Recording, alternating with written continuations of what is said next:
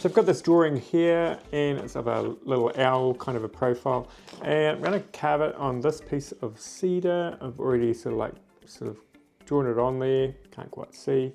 But yeah, so I've drawn it on here. Now I'm going to cut it out on the scroll saw. You could cut it out with a handsaw and then sort of like carve out the little details. But yeah, choose a soft wood and it makes carving so much easier, especially if you're a beginner. Okay, so before we start carving, it's always good to think about where things are going to sort of like be in the carving.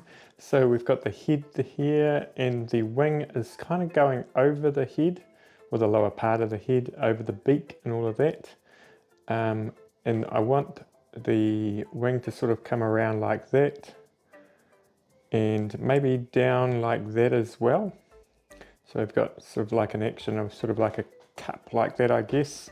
So the head's got to be further back. So what I think I'll do is I'll carve this line here, sort of where I want it to sort of go, and then I will put the head in.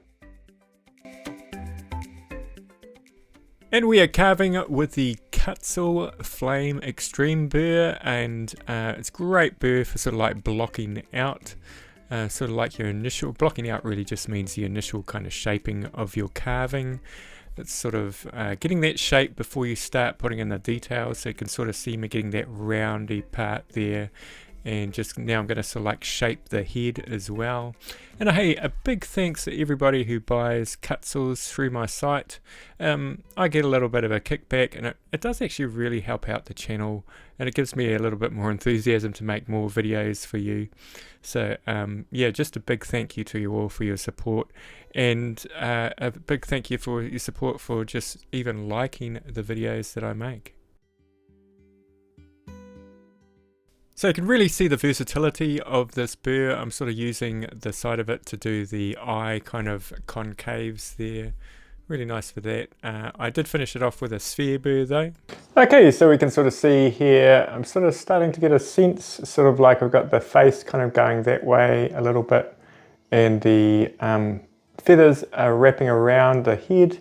Probably needs to come a little bit further back, but what I usually do is I'll take it further back, just move everything back and try and keep that line there forward.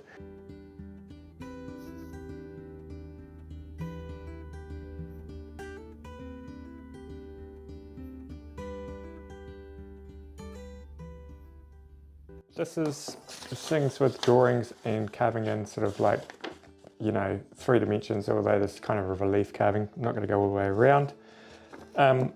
That's all on a flat plane, whereas it's going to be going around the corner here. So I've just got to kind of imagine where everything is now and sort of like transcribe it around the corner there. So, and you might end up putting more feathers on and all of that kind of stuff. Kind of got those feathers going on the top part there.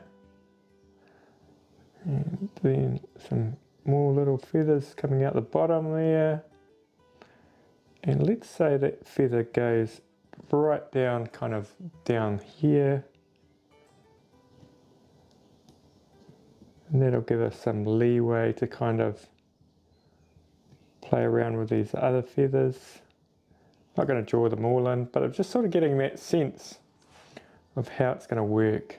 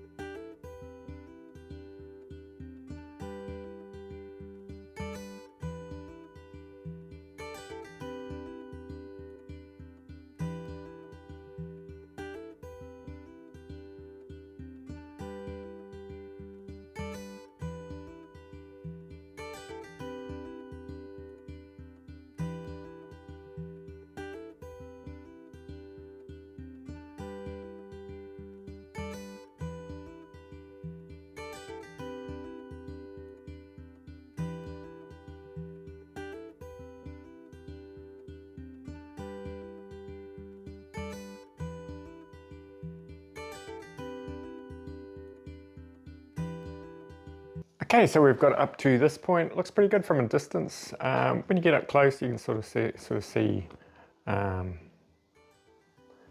little bit jagged, but it's a matter of sort of like putting in the details, then going over again, just tidying up little bits. In the end, we'll sort of go over with sandpaper, and that will sort of like smooth out all the rough areas. And I'm using those inverted cone burrs to put in the eyes. Just having a practice here to see how big I should make these eyes. Not really an expert in carving owls. Actually, this is my first owl I've ever carved, so you know that doesn't make you an expert at all. So yeah, so I'm going to go with that one. I think that looks pretty good. Yeah.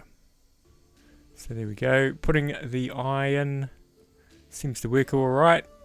Now I sort of like lowered the outside out a little bit down to that eye. I don't think I show that, but yeah, it seems to work all right. Probably need a little bit more perfection and putting in eyes of that. So, but yeah, it looks pretty cool. Now I'm just using cutter burrs to sort of like shape up the head and all of that.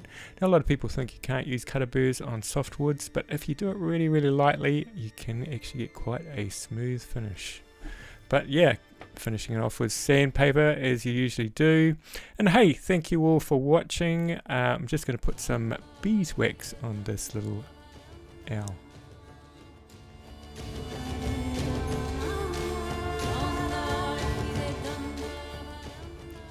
And I found a nice little place to put the owl just above my garage door, next to that other guy.